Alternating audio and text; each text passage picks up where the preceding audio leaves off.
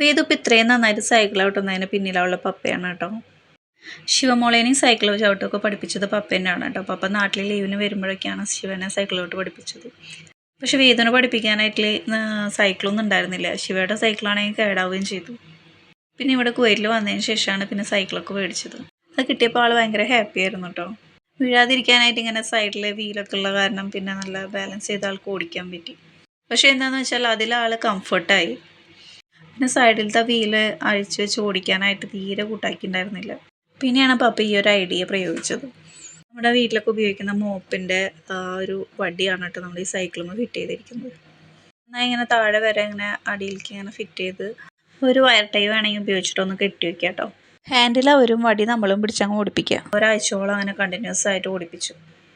നമുക്ക് കുറച്ച് ക്ഷമയും കുറച്ച് സമയം ഉണ്ടായാൽ കുഞ്ഞുങ്ങളെ പെട്ടെന്ന് തന്നെ നമുക്ക് പഠിപ്പിച്ചെടുക്കാം കേട്ടോ.